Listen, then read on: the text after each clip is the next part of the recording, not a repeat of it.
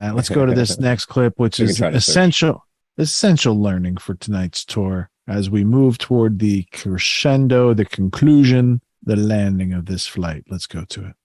Just Stop Oil may have finally cottoned on to the fact that pissing off the general public by continually blocking roads might not enlist the support of the general public. So then one of their bright sparks had an even better idea. Let's try to ruin priceless historic works of art. Genius! Then we're forced to listen to Tabitha and Penelope recite what they learned in last week's struggle session. Are you more concerned about the protection of a painting or the protection of our planet? Are you more concerned about the protection of a painting? The protection of a painting. Yeah, I am more concerned about Van Gogh's sunflowers than your attention-seeking posh hissy fit. I would like to make one thing perfectly clear. We did no damage to the painting whatsoever. We did no damage to the painting whatsoever. No. These are the kind of people who'll do 8,500-mile return flights on daddy's money, then browbeat me about my carbon footprint. The kind of people who'll travel across continents emitting double the amount of CO2 I would in a single year, and chastise me for taking an annual family holiday, all the while accelerating this great reset green transition that will make poor people even poorer, increasing their energy bills, forcing them to choose between heating or eating, while these double-barrel named toffs pat each other on the back before jetting off to Bali for their luxury jollies. They don't care about enlisting the support of the general public because they don't need it. The establishment they claim to oppose is already enacting everything they're calling for. Net zero, banning petrol and diesel cars, carbon tax social credit scores, obliterating livestock farmers. It's all being rammed through already. Just Stop Oil and Extinction Rebellion are shock troops for globalist technocrats, already enforcing the same agenda. They're not there to persuade the general public, they're there to terrify them into compliance, defacing the King Charles waxwork at Madame Tussauds with chocolate cake. Give me a fucking break. King Charles literally supports everything you idiots are lobbying for. He's been a staunch eco-crusader since before most of these activists were in nappies. This clown's clocked up more air miles than it would take to get to the moon and back. Over a decade ago, the dude who uses Hoover Dam quantities of water to feed his plants at Highgrove was ordering the lowly peasants to stop taking hot baths to save the planet. Why are you attacking him? He's not just the King of England, he's the king of your mental doomsday cult. How does the police treat Just Stop Oil activists? Like royalty. Oh, are you okay? Do you need some water? Don't worry, we'll protect you from those awful working class people. Any questions at all, just ask. And if any of you are in any discomfort or need anything, just let me know. And we'll try and sort you out in a nice way.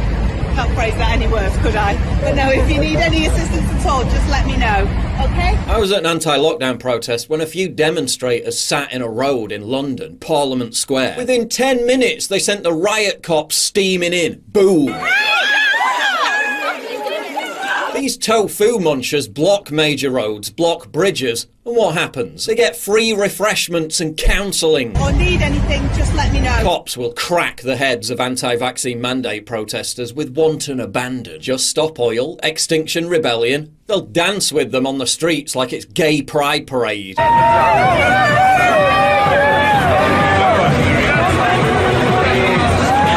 We're literally going around and talking to them. As you'll see, there's lots of officers around. We're chatting to the protesters. So far, they've had music, and then they've gone and had their sort of festival in the road. When irate members of the public try to intervene, the police support the criminals who are blocking the road. Move the guys away. Move them. Move them away. Move them away.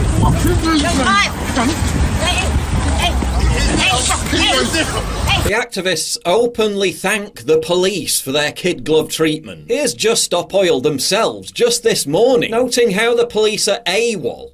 No arrests so far, and most police who were here just left. AWOL.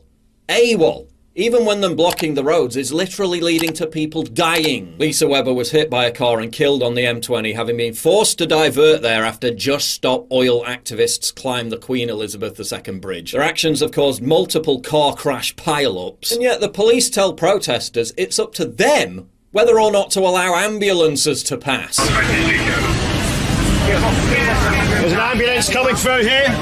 Let's stop behind that bus. It's down to you whether you make space for it to come to or not. Thomas's hospital's over there. Are you going to move? It's your choice. It's down to them whether they're allowed to block ambulances. No, it isn't. You're the police, for fuck's sake. Arrest them. Oh no, can't do that. The protest leaders themselves expressed their, quote, absolute disbelief that they were allowed by police to continue blocking major roads and motorways, asking, why aren't we in prison? Oh, gee, I wonder. The fact that those dudes are like, what is it called? They're called Stop Oil. What are they called? Oil, yeah, Stop Oil Now. Or I think since like we are now in the era of the post-truth world, the post-fact world, where they do open air experiments on people without consent, I say just stop oil. Let's use them as a test group. Let's sequester them, not like a quarantine, but just a little sequester, just a little real-time test. And let's put them in an area, and then anything that has anything to do with oil, you take away from them, and anything to do with oil, you don't give to them. So they're now up to them, because they're the answer, smart people, right? You figure out your food, your water, your shelter, all the things you need without oil, and I'll give you 21 days, because that's about how long it's going to take you to starve and dehydrate yourself in that situation, you stupid fucks. So before you go, I can pour tomato soup or I can block ambulances, maybe you ought to look at why the police didn't drag you out of there. Like, didn't we just see people in Berkeley getting pepper sprayed and maced with like mass quantities when they didn't like what the free speech protesters were doing? So if you're not getting pepper sprayed, maced, tased, and L-ratted, you're not fucking protesting the fucking establishment. You're helping to circle jerk it off. Let me just give you a clue, little protesters out there. That's right. Sorry. No, you're exactly right. It's 4 a.m. And after a tour of this week's fucking news, it is a little frustrating to see those people who are protesting and stopping people from getting to the hospital. They're fucking clueless. Yeah, people are dying because they're. How do you get to be that age and still clueless? What's interesting is in the 70s, this is after the limits to growth, obviously the Club of Rome. I forget the first major initiative. I think it was held in Sweden. My memory's a little hazy. It's 4 a.m. I'm getting over a cold, but it's on the second part of All Watched Over Machines of Love and Grace by Adam Curtis. But he goes on to note that the young this is like the hippie generation. They're a little older now. It's in the 70s, but they're the ones actually outside protesting, saying, well, all these corporations are all part of this new, need to save the planet and overpopulation. They're the ones polluting. So they were protesting still the corporations that are sitting up there saying, oh no, we need, there are limits to growth. Oh no, we need to do something about this. At least they still understood there's a disconnect between this sort of, this narrative control that they were attempting to go for in the 70s. And so what did they do? They got to the next generation. So like the hippies then had children. And then that was all. That's all they had to do. All they had to do is educate their children and say, no. The big bad corporations like the robber barons, pre-50s, they were the bad ones. They created the situation, but we're the good corporations, and we're on board with greening the world or something. And now these they don't realize they're telling people that you could just shut off oil. Bitch, you couldn't shut off your fucking internet for a week and survive. You think you're gonna shut off oil and survive?